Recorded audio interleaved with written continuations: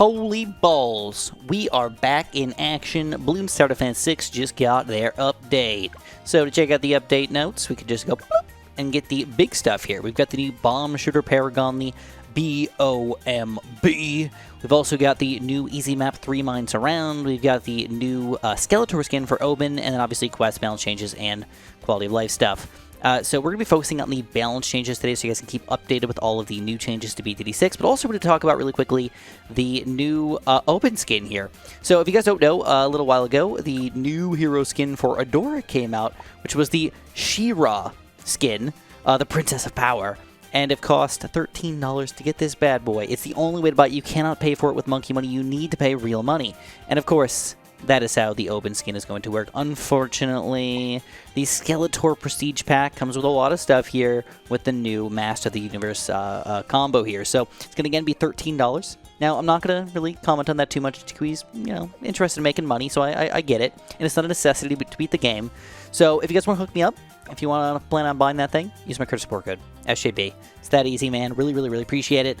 But it is kind of unfortunate that the two things here that I really wanted this, to be honest. Like, I love Adora, and I don't want to pay money, so I'm lame like that. Is that bad of me? Maybe I should just buy it. Support Ninja Kiwi. Either which way, today we'll be focusing on the balance changes, so let's hop in. So at some point, the Moab Assassin got its black popping power taken away, which was kind of unfortunate. So if you wanted to use your Assassin ability, all you need to do is get it next to a camp detection village, and then I'm pressing the button here, but it will not turn on. So the only way to actually get it to work is if you also have black popping power, then you use your ability, and it'll work. So DDTs will no longer automatically get their ability, which does matter like a little bit if you're getting real fancy. All right, so check this out. I love this. Love this. This should have been done so long ago. It's almost absurd. So what happened was the Bomb Blitz only worked when you specifically lost a life, which means if you're playing on Chimps mode or something, guess what? It's useless. You can never use it on Chimps mode to actually use the ability. Ninja Kiwi finally said, screw that noise. We're going to make it so if you activate the ability and the balloon can be popped, it will not make you lose a life. So you could have a bunch of other things on the screen as well. BFBs up the wazoo and whatever, and if this ability activates, check this out. We're going to lose no lives! No lives! So we can specifically kill everything on the screen without losing a life. That is freaking amazing. I love that. It's actually going to be a useful ability here to like save your butt in a lot of situations. So possibly the coolest and biggest change ever to this tower, and honestly, I am going to be using this bad boy because I do not like losing on Chimps mode late game, and this is going to be amazing. All right, Superstorm is getting a weird buff to ceramics. So if you have late game ceramics, usually they were kind of just like so beefy and ridiculous that it just didn't matter. If you had a Superstorm, it was just you're donezoed. Now its regular attack will be better against Super Ceramics, which is awesome, and its ability will also be super amazing against Super Ceramics. This is around 98 Ceramics right now, and we're just dominating this thing. This is going to be a good late game tower here. I see a lot of synergies happening with this puppy. Oh my god, this is with no extra buffs or anything. And this is Super Ceramic Reinforced Ceramics, and it's actually dominating on round 98 balloons. Okay, Ice got some redonkulous changes here. Super Brittle, first of all. We're just going to set it 100 Reinforced Ceramics again, because that's just a cool thing to send out. Its attack cooldown is reduced, so it means it shoots slower now, but it makes up for it because the damage has been increased from 1 to 5.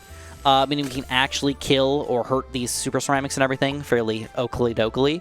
Let's actually get some lives in here, so we can actually play around. The bonus damage to Ceramic plus 5 on top of that, so Ceramic gets super duper damage, but honestly I don't know if that really matters too much. Like, it just means that you won't have to sit forever dealing with ceramics, so we do a lot of damage already to a lot of regular balloons in here. And then the shard damage increased from 5 to 10 as well, which you can tell the shards don't work well with lead balloons, but it does work against pretty much every other type of balloon here, so we can make cool stuff happen, like exploding zebras with our pink popping power or whatever.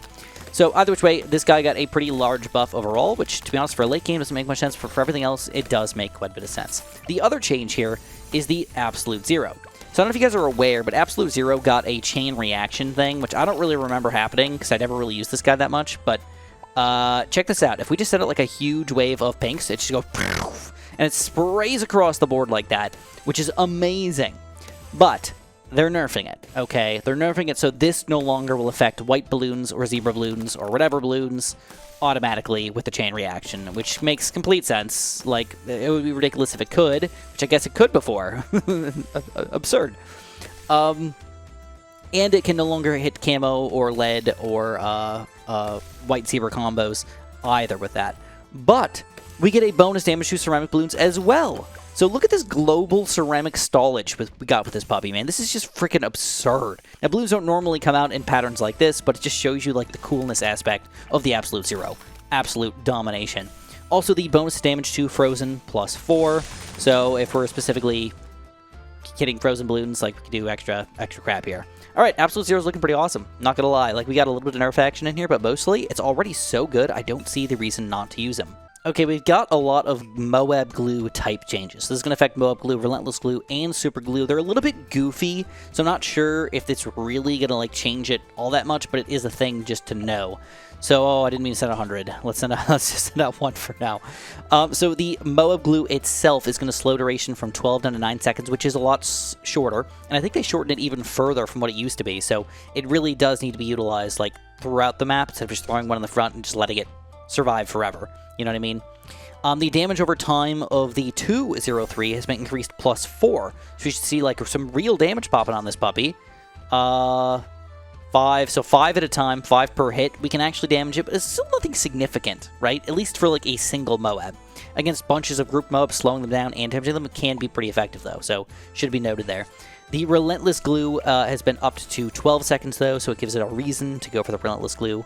And the damage over time to the 204 is +9. So we can see hopefully doing 10 damage here per dip. Yep, per click. There we go, 10 damage per click, which makes a lot of sense here. Once we get to the 5th tier, the Super glue. All right, slow duration increased from 12 to 18, so it's going to last a lot longer. But honestly, do you really even need it? I don't know. I'm not going to argue that you don't, but like it's good to have more, right? Also, damage increased over time quite a bit. Not sure if that's really needed, because it does so much damage already, like by itself, it's just massively hitting Moabs, but it also does damage over time as well, which you can see with each little tick here.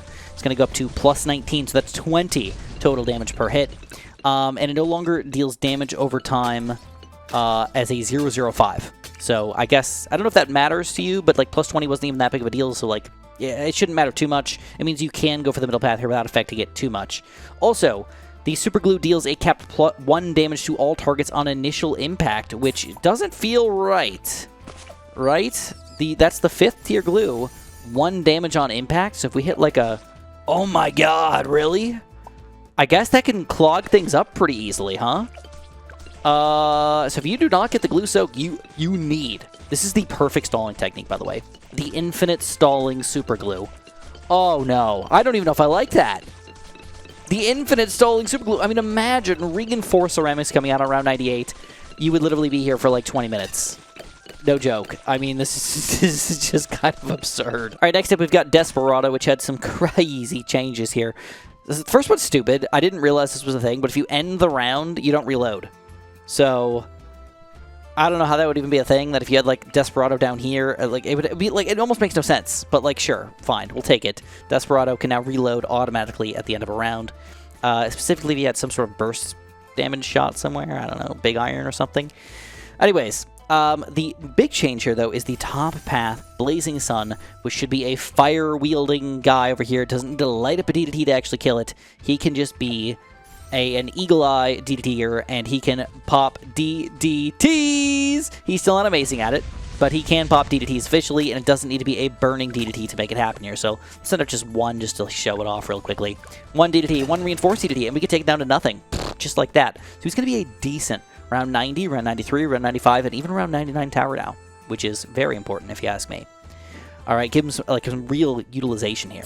That's it for him. That's all the big changes. But then, whoo, the bottom path, the Avenger, decrease in price from 9,500 to 8,500, $1,000 decrease. Not huge, but matters. And then the Phantom Desert got a huge buff, like across the board here. Bonus Moab damage from 10 to 20. So let's set it like, I don't know, let's just set it 10. 10 Moabs here. We'll make it reinforced. Oh, I guess with 0 spacing. Oh, is that really 10? Oh, that's... Sorry. Okay, my bad. I was like, oh crap, look at that, man. We just dominated 10 modes. No. We still are doing okay, but not quite as delicious as the single. Wait, that felt pretty good, man. And these are around 98 Moabs, too. This is not around 40 Moab. So we sent out 10 BFBs or something, like showing off the 5th tier action of this guy. Bonus Moab damage 10 to 20, ceramics plus 10 on the burn damage over time, and the burn damage over time area of explosion bonus to ceramics 5 to 15. So he's going to be a key player here as a good, just bursty, gotta be close to me kind of kill tower. I like it. Desert Phantom is good. We got some wild changes to the Monkey Ace. I don't know how it's going to affect it, but just know that these are some real changes here. So the Spectre has a bunch of different attacks. For example, it's got the never miss targeting aspect, it's got the bombs that come out of the front, and the darts that come out of the front here as well. You can actually see them. There's 2 different attacks coming out over there. And they do matter, because the dart pierce reduced from 10 to 4, halving it! But the damage increased from 4 to 8, doubling it. Alright, so that shouldn't technically change things too much, but it does mean we're a little bit better against like single targets. For example, if we wanted to pop a bad balloon, the Spectre might actually be a good thing, but it also might make the Alk a little bit less effective, I think. But it really is, it's hard to tell with just those number changes right there. In addition, the frontal darts. Frontal sounds cooler, but that's definitely not right. The frontal darts bonus to ceramic removed. Ugh, dang. But the bonus to ceramic on bombs increased from 3 to 5, which I think overall makes him even better. Amazing. Once we get to the Flying Fortress, similarly interesting changes happening here. Pierce reduced from 10 to 4, damage increased from 4 to 8, the bonus ceramic damage removed from 2 to 0, but the frontal darts bonus to Moab's increased from 10 to 14. Also, we went from sharp to normal on the Flying Fortress darts. So that means we can pop leads with the darts now, I guess, if that mattered at all. I have no freaking idea. I don't think it would, but okay. That would mean the bombs would have to like not be doing anything. It doesn't make any sense, but okay, we'll take it.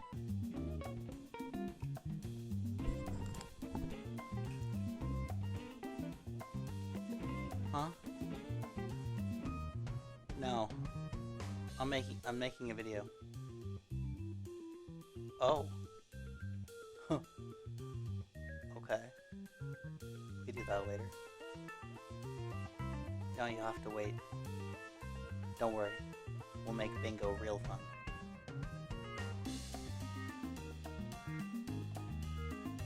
Alright, we got some interesting changes here to the Moab shove. So this is specifically on the Oh My God balloon, which I guess makes sense. It was a little good on against like the late game here. So on this it says that the damage increased from 1 to 2, but I think it's only 1 missile, so it shouldn't be 4 damage. But I'll take it either which way. 4 damage is really low anyways. It's like doing almost nothing unless you're got your darts on it, and then it's actually doing something here.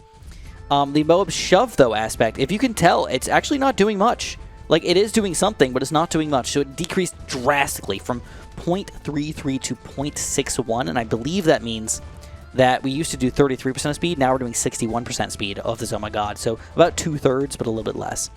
But then once you get to the 4th tier, bling, it's going to go down to 0.2 on the speed. So really the same thing that it used to be, though, so it shouldn't really be changed much here. Basically, we're saying that the 3rd tier is much less efficient than the 4th tier, giving you a reason to go for the 4th tier, I guess. Seems fair. This is 1/5 the speed of Oh My God. That actually looks legit right there. Oh, Mortar changes! Mortar has always been one of the interesting towers to me. I feel like the Kiwi just loves to hate weird things with a Mortar. They just like cannot get it perfectly right, and it kind of makes me laugh. Any which way, let's do not that. We want to do that with that. Okay, I always mess that up. So the Mortar, the bigger blast price reduced from what? 500 down to 300. That is ridiculous. So we already did double damage. Don't forget, we can go from rainbows down to blacks just like that. We can do pinks down to greens just like that, and we got a bigger blast. We didn't even get the Bloom Buster, man. When we get the Bloom Buster, it's pinks down to blues. If I can hit one. Yeah, I hit one. But, like, that's absurd, man. Like, literally absurd. The big one price reduced from 7,200 to 7,000, so not a big deal there, but it is something. We're also going to get a price increase on the fast reloads. They did not like that people always like going for the middle path. The fast reload got a price increase of $100. The Bernie stuff got a price reduction of 500 down to 400, so that's the bottom path here. I guess that made sense. It was always like the path to the signal flare. I would never actually go Bernie stuff, you know, just to like get a Bernie stuff. It's too hard to manage. So Signal Flare was kind of just like the stepping stone here. But then they're going to add that $100 back onto the Signal Flare, meaning that Bernie stuff makes a little more sense to get, but not by much. So really, the interesting change here is just the top path. Bigger Blast is actually cheap and affordable. All right, Ray of Doom, interestingly enough, got a buff. I don't want to say it didn't need it, but check this out. This is against a bad balloon. What we're doing is we're increasing the first target damage. So if you get a Ray of Doom, I think you can beat literally any map automatically up to Chimps mode and beyond. So I don't know if that's like a new thing that they're like, hey, do something weird, do something crazy. Get a Ray of Doom on Ouch or something, you know, just beat everything with like crazy micro. Like I would love to see it. It'd be so cool. I don't know if it's possible, but that would be a fun little experiment for somebody. I usually don't like touching on Paragons, but this is actually an interesting change. I don't even like the Wizard Paragon. I guess he's pretty powerful, but I just don't like him. He's like a little difficult to use. So if you're really willing to be one of those advanced players that like does boss challenges or something, the Wizard is now less powerful actually. A price increase of $50,000, but the max mana reduced from max mana reduced even further than that. Phoenix Rebirth time damage over time is up. The damage of Zone My Gods is doubled from 4 to 8,000, and the Rebirth Zombie BFP damage is 740, so we're doubling that. So we're raising him $50,000, but we're making all of this stuff way, way, way better. All right, randomly, the Legend of the Night, which was already probably still one of the best towers in the game. If you get this thing, like you win most game modes, right? It is going to get a Pierce reduction from 23 to 16, which doesn't matter to too many people. And in addition, it gives you damage to multi class blues increase from 13 to 25. So we are even better if you ask me. I mean, it's expensive, so it kind of makes sense if you can get this in like a boss balloon fight or something. This might actually be more effective. I mean, this is against a bad right here. You can see domination, Ray of Doom style domination right there. A little worse against the balloons though. Okay, I'm not going to focus on this today, but just know there are some legit changes to the Sun Temple, specifically for the military in particular, but also for the magic monkeys. So if you want to have some fun testing that out, like, feel free. Ooh, that'll be fun. Again, not really a Paragon player, so I'm not sure that I should comment on this, but the Ascended Shadow Paragon got a lot of changes to him. There's like 12 different changes to him, and overall, I've read them all, and they seem overall like a buff to me, which was kind of weird because I thought he was a pretty decent Paragon overall. So, yeah. Okay. You can now do this. I got a real question for you guys. Do you guys actually use Mermonkeys? I feel like when the game came out, they missed out on a couple things. They missed out on the Dartling gun, and I was like, oh, that's really sad. When I used the Dartling gun, I was like, this thing's freaking amazing. When they came out with the Beast Handler, I was like, oh, this thing's garbage. I hate him. Never going to use him, right? And then when they came with the Mermonkey, I'm like, okay, I don't hate you. But I find it difficult to, like, really find your space where I'm like, yeah, I really like to use you. So I'm just curious, do you guys use Mermonkeys in your games? And I feel like one of the reasons why is probably because they didn't get utilized in water appropriately. They weren't, like, better in water, but now they are.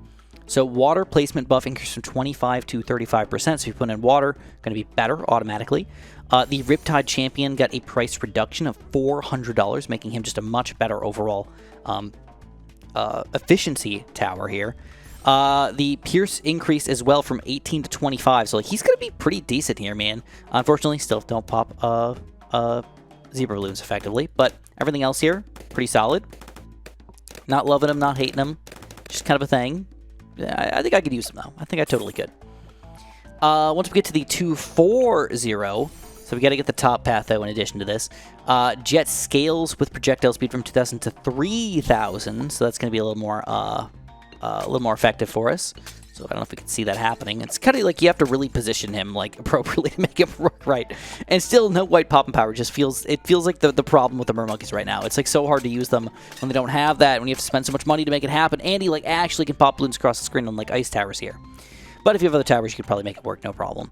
And lastly, we got some 5th tier changes. So when you get the Pop Sidon, his price was reduced by $4,000, which is pretty cool. His full screen freeze duration from 6 to 8 seconds, and his bonus damage to Frozen plus 70.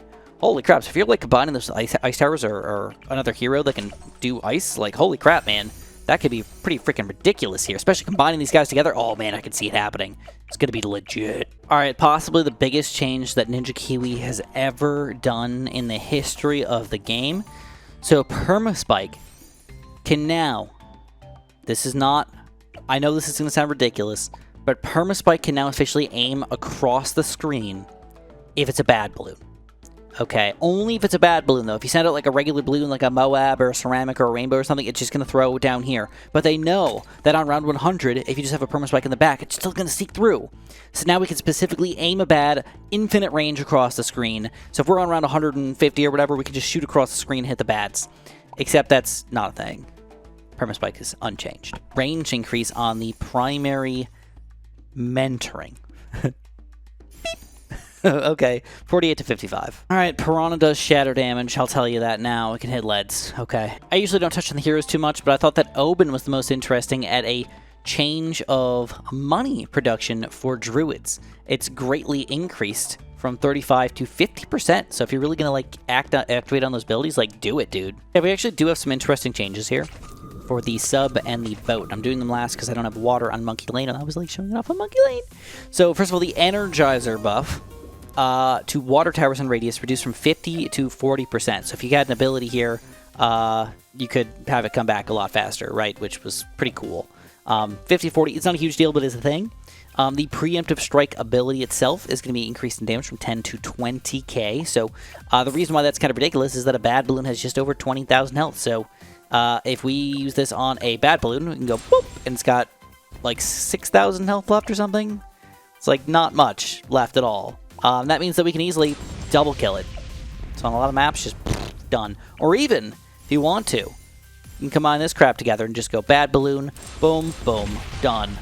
Delicious. Also, the preemptive strikes area of effect damage is going to increase too. So if you have a, oh my god, let's do a spacing of 0, just out of curiosity here, and let's put a couple of dartling guns or something here. Let's do a couple of ninjas like this. So we're going to send out around 98 ceramics. These are beefy ceramics right now. We're going to send out 500. Because why not? I'm going to make a reinforced ceramics just to like really show this off. And we're just going to see what the heck happens. Spacing of 0. 500 ceramics. Oh, he needs to have advanced intel. That's okay. Boom. Boom, boom, boom, boom. Oh, we didn't get them all. No. Are they going to keep going? Oh, too many. Next up, we got the water towers. So I want to touch on them really quickly because I don't have water on Monkey Lane. So let's finish this off strong.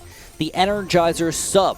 So you used to get a 50% decrease in ability timing with the Energizer sub next to you. Now it's only a 40% decrease in time here, which, okay, fair enough, I guess, whatever. Preemptive strike ability damage, 10 to 20k. So that's a big deal because of the bad balloon. All right, so this is a... Let's set one, not 500. Not 500 bads. One single bad here. If we use our ability, we could do 21,000 damage. Redonkulous. So that means that's kind of cool because if we get a second one of these first strike abilities, we could just blow it up, take it down, just like that. Boom, boom, donezoed. That's pretty cool in my eyes. But that's not all. We have more. So his area of effect damage is also going to increase for the preemptive strike. So I don't know if this really matters, but if you send out like a bunch of random balloons over here, and you actually had advanced intel, and you actually had other towers here to attack, you can see that it can actually do a pretty good job here in damaging things. So, yeah, overall, he seems like a pretty okay tower, if you ask me. Like, I'm down for it, for shiznit. I keep saying it! Stop doing it, Chris! Stop doing it! Last sub change, though, is the armor-piercing darts. So if we get armor-piercing darts with the longer range and advanced intel, we send out a bunch of, I don't know, rainbow balloons. We can see that our bonus to fortified does not go up because we have to send out a fortified balloon, right? Obviously. So is that going to matter much for us? I don't know. It's not really something I'd like try for, but it probably does matter like that little tiny baby bit there. All right, but that might actually affect things like reinforced Moabs. So I don't know if that's... Oh, yeah, look at that thing. Oh, yeah, that doesn't seem too bad at all. Oh, baby! So we already have bonus damage to Moabs, and now we got bonus damage to fortified Moabs. That's going to be extra awesome. All right, Paragon got like a small buff here as well. So if you're interested in the Buccaneer, he is really, really, really good for late game. Maybe not quite as amazing for boss battles, but now it should definitely be one of the towers you go for. Anyways, that's what I'm going to have for you guys today. So if you enjoyed, make sure you press the like button. Make sure you subscribe. And lastly, if you are going to buy anything in the game, pretty please use the Critter Support code. It makes my life feel so complete and amazing. And I know I'm begging, but it really does. So thank you. And have a super duper delicious day.